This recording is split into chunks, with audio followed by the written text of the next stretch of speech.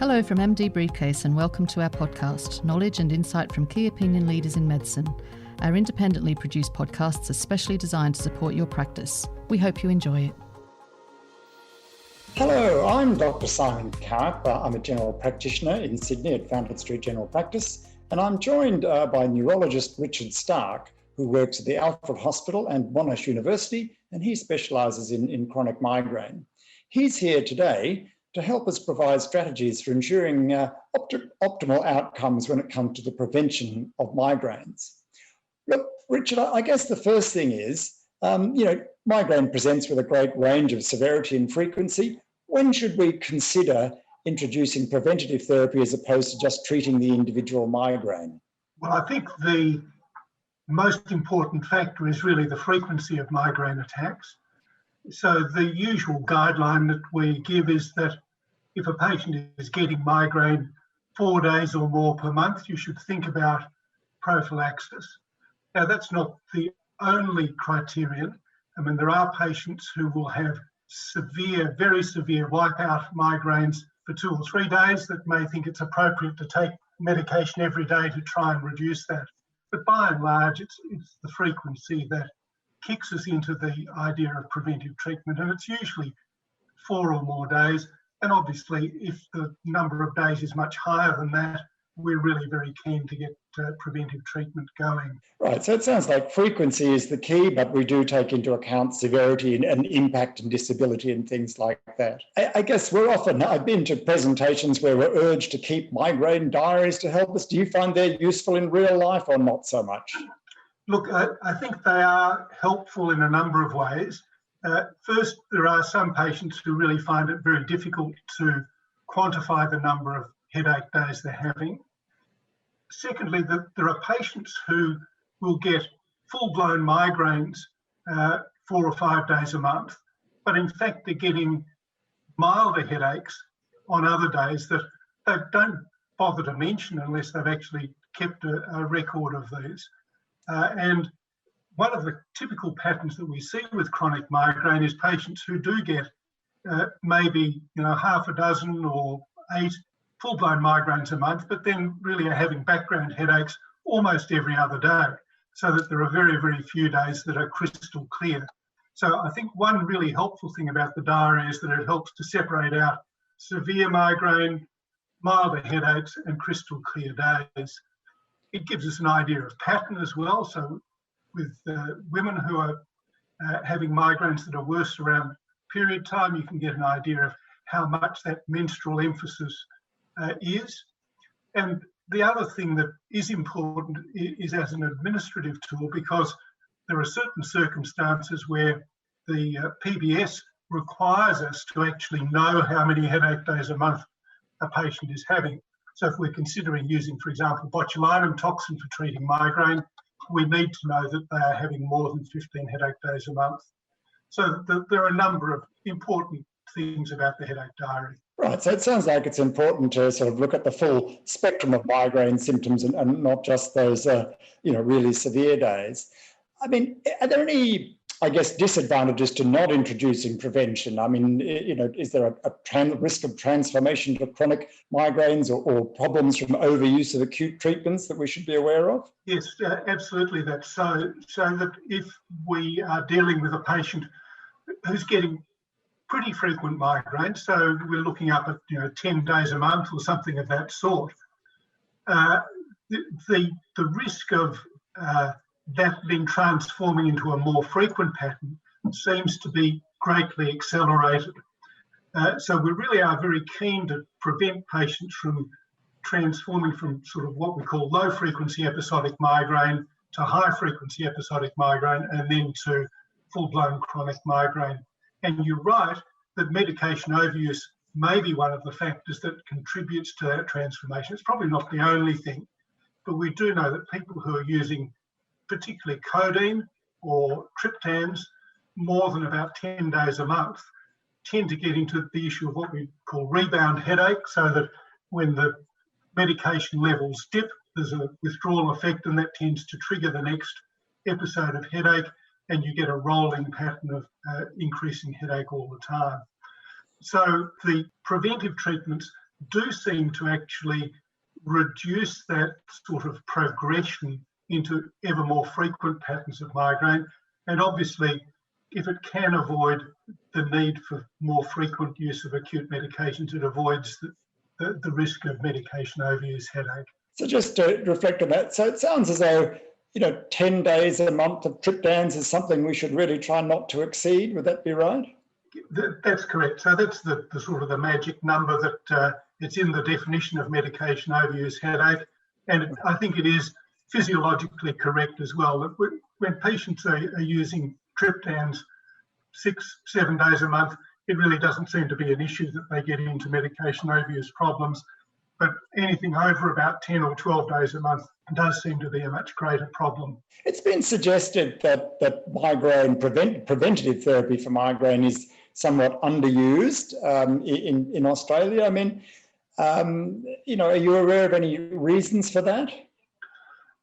Yes, I am. And in fact, I was involved in a study probably 15, 20 years ago, which looked into this precisely. I think that there are a number of factors. The first is that there's a long list of preventive medications that we can choose from, but they all have their own problems or side effect issues, and it's difficult to actually produce an algorithm which enables one to simply choose which is the best in an individual patient. And it's part of the reason that patients do get referred to neurologists. The study that we did years and years ago really showed that general practitioners at that time really confined themselves to two preventive medications, that is pizotifen and propranolol, and really didn't extend beyond those two. And so it was a matter of familiarity, I guess. We have a number of other preventive medications that we do use. We use some of the anticonvulsants, valproate and topiramate. We use some of the other antihypertensive agents. So candesartan's another one that has recently become significantly more popular. All of these medications, or most of them, are not designed to treat migraine in the first place. So it was sort of found as a beneficial side effect, if you like. All of them have got their own set of side effects. So, pizotifen tends to make people feel hungry. So people who are struggling with their weight are not keen to be on that. Propranolol tends to aggravate asthma, so one needs to ask about that. Some patients with migraine start with lowish blood pressure. So in those situations, you're probably not wanting to drop it further. So often there are a range of factors that might aggravate the potential for side effects from individual drugs. So it requires a reasonably sophisticated approach to actually know the patient, know what problems that they have before you choose which of the medications is best. I'm sure that part of the reason that they're not as used as much as they might be is that that's a sort of a difficult approach to go through. I'm sure that many GPs have had their fingers burnt by having patients be put on some of these medications and come back with side effects, unhappy patients, and so that the GP is not encouraged to do it again. As you say, I think given the complexity of that, and I think in a sense in general practice we often have that basic sense that whenever there's a lot of treatments for a condition, it's probably because not one of them is outstandingly good. And as so I mean, do you have any kind of, I guess, common sense guidance for GPs as to where to start, or is it really just impossible to develop an algorithm for that?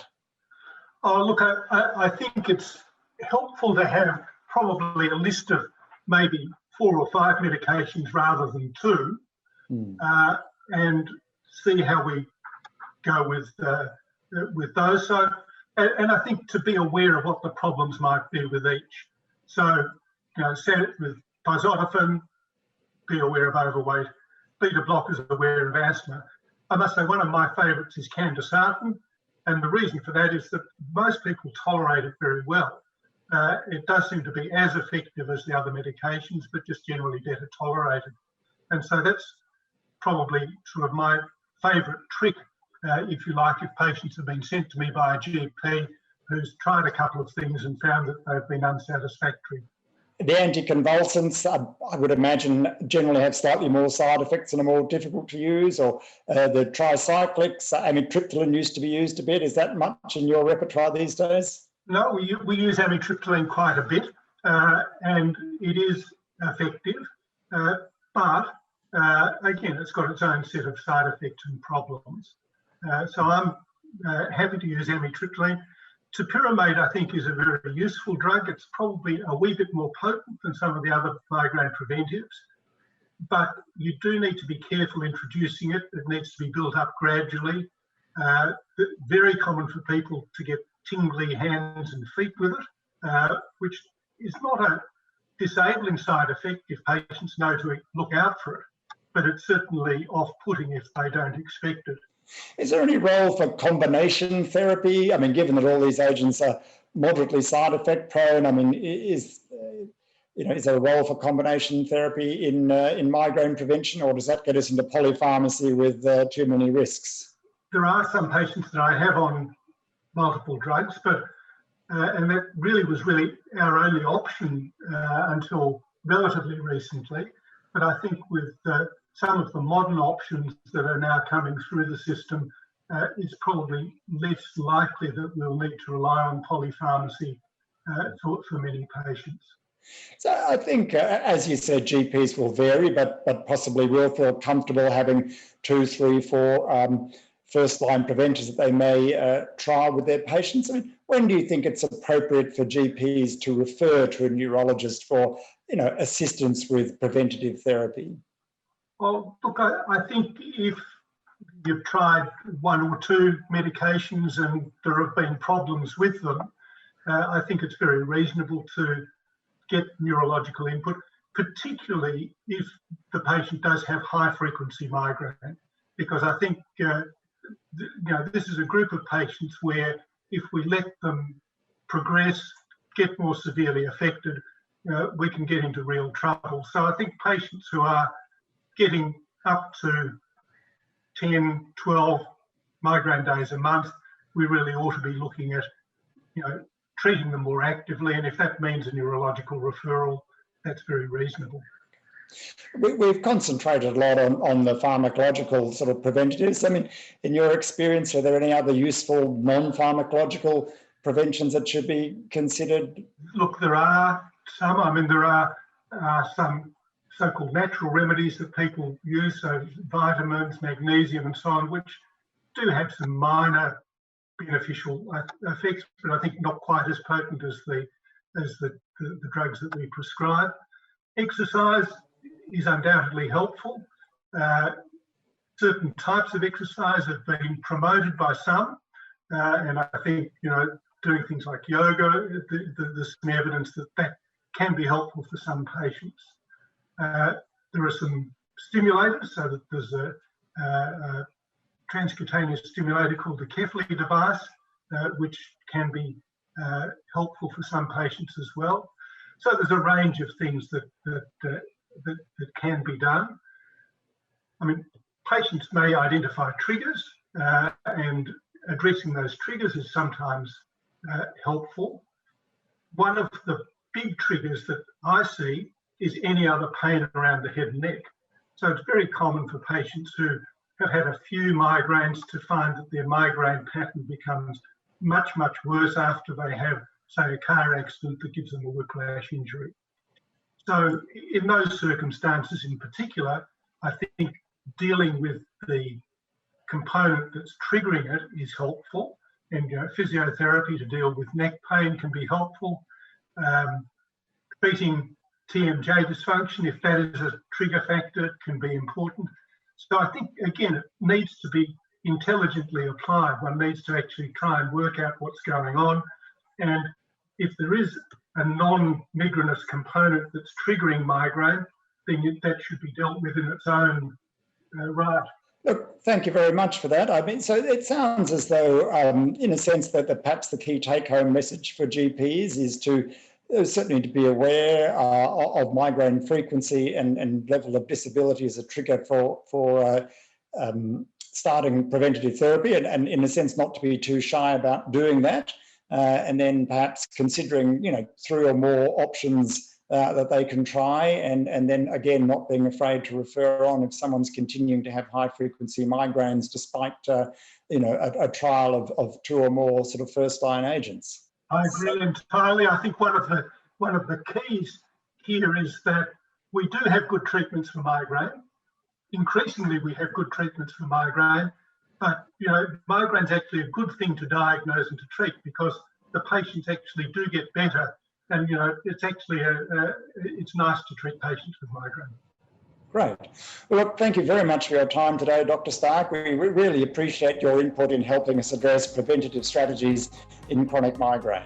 Okay, great. Thank you for listening to the MD Briefcase podcast. If you'd like to explore our full range of podcasts, videos and accredited programs, please visit mdbriefcase.com.au.